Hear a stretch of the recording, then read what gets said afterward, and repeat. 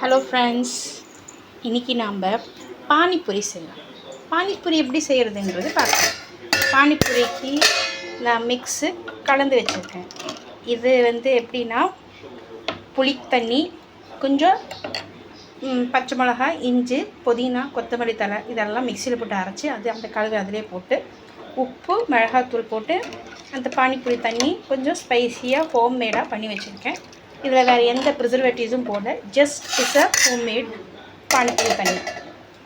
இப்போது பானிபூரி எப்படி பொரிக்கலான்னு பார்க்கலாம். பானிபூரி எப்படி பொரிக்கலான்னா, கடையில் சூப்பர் மார்க்கெட்டில் இந்த பூரி இது வரும், இதை வாங்கிக்கோங்க. எண்ணெய், நீங்கள் என்ன எண்ணெய் யூஸ் பண்ணுறீங்களோ அதை யூஸ் பண்ணிக்கோங்க.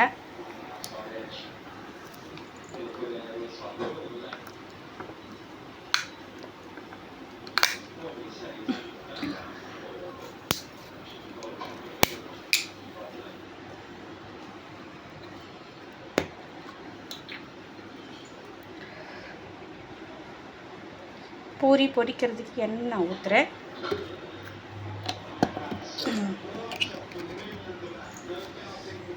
எண்ணெய் சூடாகட்டும்.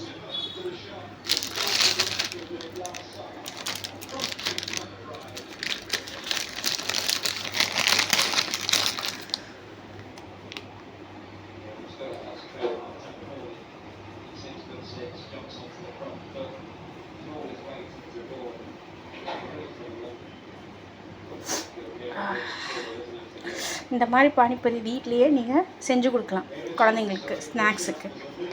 இதில் வேணால் எக்ஸ்ட்ரா நீங்கள் உருளைக்கிழங்கு நல்லா வேக வச்சு மசிச்சு வச்சு அது கொஞ்சம், இந்த பானிபூரி தண்ணி கொஞ்சம், இந்த பூரி கொஞ்சம் எடுத்து ஈவினிங் கொஞ்சம் அந்த என்னது என்னமோ சொல்லுவாங்களே, மிக்சர் மாதிரி, அதுவும் இதெல்லாம் சேர்த்து வெங்காயம் உங்களுக்கு பிடிச்ச மாதிரி வெங்காயம் இதெல்லாம் வெட்டி சாப்பிட்டிங்கன்னா ரொம்ப டேஸ்டியாக இருக்கும். வயிறு ஃபுல்லான மாதிரி இருக்கும், ஹைஜீனிக்காகவும் இருக்கும். இப்போ எண்ணெய் காஞ்சிருச்சு, பூரி பொரிக்கலாமா? நான் இப்போதைக்கு 2 பூரி போடுறேன். எண்ணெய் எடுக்கிறேன், கரண்டி எடுத்துக்கிறேன். ஓகே,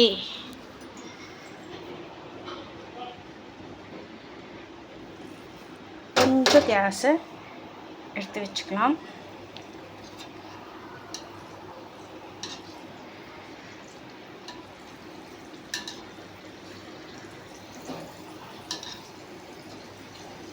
பார்த்தீங்களா, பூரி நல்லா புஷ்ஷுன்னு வருது.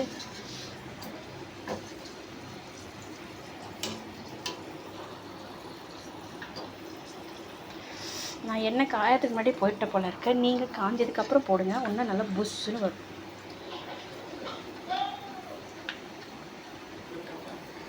பாருங்கள், சூடாக பூரி நல்லா புஷ்ஷுன்னு வருது, கடையில் இருக்கிற மாதிரி.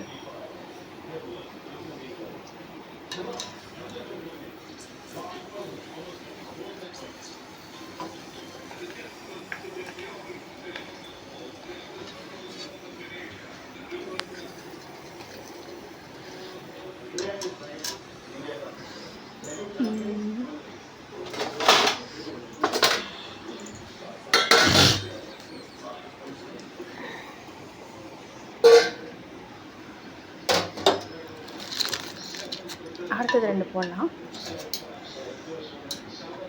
இது நல்லா புஷ்ஷுன்னு வரும்.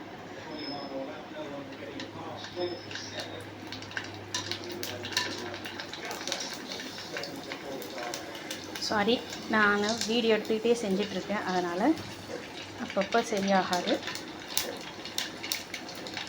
உங்களுக்கு பூரி வருதுன்னு தெரியுது, பார்த்தீங்களா, கடையில் வர மாதிரி புஷ்ஷுன்னு இருக்குது. அவ்வளோதான். இது நீங்கள் இப்படி வச்சுட்டு இந்த தண்ணியில் போட்டு டிப் பண்ணி சாப்பிட்டிங்கன்னா பானிபூரி ரெடி. செஞ்சு பாருங்கள். தேங்க்யூ.